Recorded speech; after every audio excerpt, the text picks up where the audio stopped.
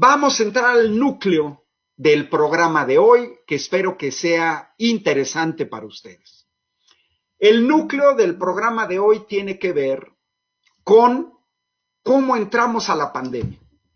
En México y en América Latina, en Estados Unidos llegó un poco antes, pero prácticamente recordemos que todos hacíamos una vida más o menos normal, normal en enero de 2020, febrero de 2020, marzo de 2020, cuando ya la mancha de contagio se ha extendido, es cuando entonces en México comienzan a aplicarse las primeras medidas sanitarias, que cada país las aplicó de manera distinta en fechas diferentes. Bueno, pues en ese sentido les voy a compartir una serie de indicadores que son esenciales para ver cuál fue la herencia de panistas y priistas. Estos indicadores son muy serios, no vienen de un reporte de finanzas como Bloomberg, sino que son indicadores básicos de un estado de salud, de un sistema sanitario. Básicamente yo voy a manejar los estándares de la OCDE, organización a la que pertenece México. Su acrónimo en inglés es OECD, que publica año con año indicadores sobre los sistemas de salud en cada país de la OCDE. Pero también todo mundo puede revisar los indicadores que yo voy a dar en el Observatorio Global de la Salud de la Organización Mundial de la Salud, que pertenece a la ONU. Y entonces vamos a revisar a estos criticones, panistas y priistas, sobre qué fue lo que dejaron en México. Y miren, lo que dejaron en México fue esto. Primer indicador, un indicador que se utiliza mucho para ver cuál es el estado de salud de tu sistema sanitario, son cuántos médicos tienes por cada 1,000 habitantes. Pero este indicador, que aquí yo puse a México en rojo, es más fácil de entender si tenemos el número de médicos por cada 1,000 habitantes, vemos nuestro número de médicos en términos de la población y este indicador es más claro. ¿Cuántos pacientes tiene que atender cada médico? ¿Cuántos tenía que atender a principios de 2020, cuando nos llega la pandemia? Y vean en rojo, médicas y médicos mexicanos tienen que atender a más de 400 pacientes cada médico. Es una tontería querernos comparar con España. Vean, aquí está España, donde cada médico o cada médica española tiene que atender solamente a 258, o el mismo de los médicos italianos, 251, o incluso como Argentina, Dinamarca, Alemania. Si nos comparamos con los países líderes como Israel, Uruguay, Portugal, Austria, Grecia o Cuba, que es el país en el mundo con más médicos por habitante, México sale muy mal parado en la herencia que nos dejaron los gobiernos panistas y priistas. Esta gráfica es clave para entender qué recibe el gobierno de la 4T. Recibe una saturación de pacientes por médico, es decir, insuficiencia de médicos. Pero vámonos a esta gráfica muy interesante de la OCDE. Esto no nació el día de hoy.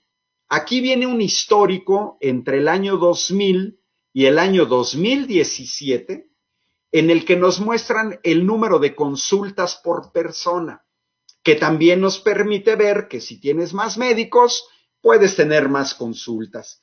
Y aquí estamos hablando del año 2000-2017, que son datos de la OCDE de 2019, no se actualizan de manera inmediata.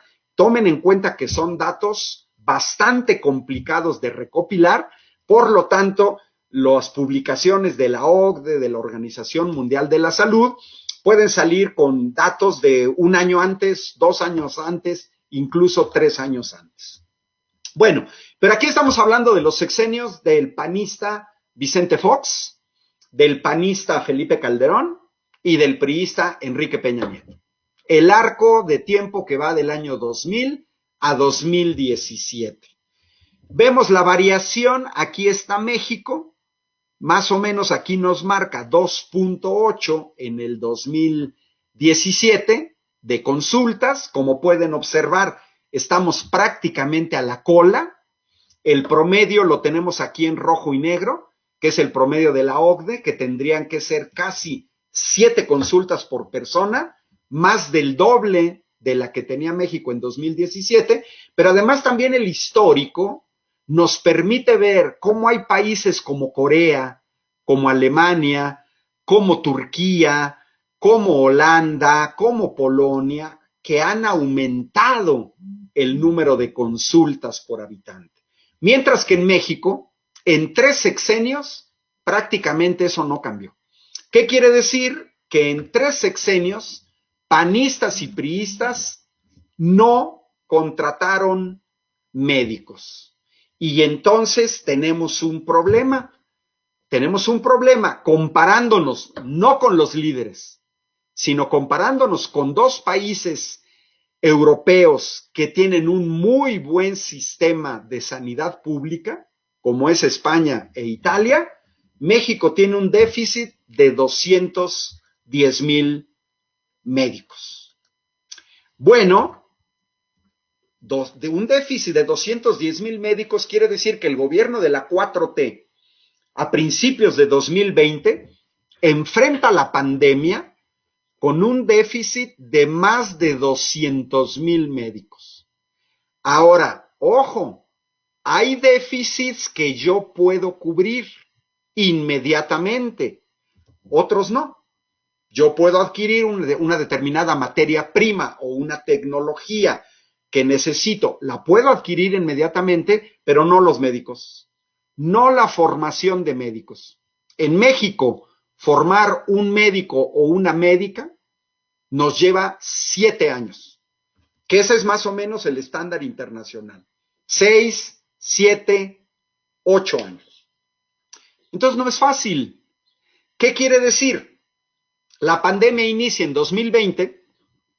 Para que México pudiera haber enfrentado la pandemia con el mismo número de médicos de España o de Italia, tendríamos que haber empezado a formar los médicos, y no me cuento, sino tendría que haber hecho los gobiernos panistas y priistas, porque si tardo 7 años en formar a un médico general que se pueda incorporar ya al trabajo en los hospitales, en las clínicas, de manera privada, necesitaríamos 7 años.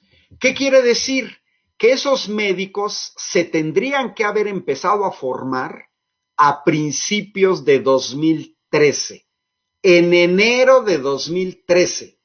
¿Quién tendría la obligación de haber formado o esta formación de médicos para cubrir este déficit? Felipe Calderón era el que gobernó entre 2006 y 2012, perdón, no Calderón, pero sí en enero de 2013, Enrique Peña Nieto. Tendría que haber sido Calderón porque miren, Enrique Peña Nieto toma posesión en diciembre de 2012, tendría que haber ya estado el plan. Pero aún así, los responsables últimos de tener este déficit, principalmente, es Enrique Peña Nieto y Felipe Calderón. Aunque lógicamente hay que incluir a Vicente Fox, a Ernesto Zedillo, a Salinas de Gortari. Bueno, pero miren, ojalá solo fueran déficit de médicos. No, les voy a compartir que también tenemos déficit de enfermeras. Aquí están los indicadores internacionales del personal de enfermería por cada 10,000 habitantes. Lo traduzco a cuántos pacientes tiene que atender cada enfermera o cada enfermero mexicano y andamos en rojo, más o menos en un número muy alto. 420 pacientes por cada enfermera o por cada enfermero en México. Si nos vamos a comparar con españoles o con italianos, están aquí 174, menos de la mitad. Quiere decir que las enfermeras italianas, españolas, enfermeros italianos, españoles, están menos estresados que las enfermeras mexicanas, comparándonos con Italia y con España. Si vemos hacia la izquierda y nos queremos comparar con Finlandia, con Chile, con los Estados Unidos, estamos muy mal. Miren, ya tan solo 100, comparándonos con Canadá. Cada enfermera canadiense tiene que atender a cuatro pacientes menos que cada enfermera mexicana. Resultado, y aquí está el histórico, en el caso de las enfermeras, siempre en los sexenios de Fox, de Calderón y de Peña Nieto. Aquí está México, 2.9 enfermeras por cada 1,000, pero el histórico, que es la bolita blanca a la bolita azul en 3 sexenios, prácticamente no aumentó. Mientras en el lado izquierdo, de donde viene el promedio, que es siempre en rojo y negro, vemos un aumento en el número de enfermeras en países como Noruega, Suiza, Islandia, Finlandia, Alemania, Estados Unidos. México no aumentó. ¿Cuál es el resultado? Si nos comparamos otra vez con España y con Italia, pues que México tiene un déficit, entra a la pandemia con un déficit de 430,000 enfermeras. Cada enfermera se puede formar en 5 años, 4 años, que termine su licenciatura, prácticas, su titulación, su tesis, examen recepcional, 4 años, 5 años. ¿Cuándo se tendrían que haber empezado a formar esas 430,000 enfermeras para entrar de manera adecuada a la pandemia? A principios de 2016. ¿Quién gobernaba? Pues gobernaba Enrique Peña Nieto.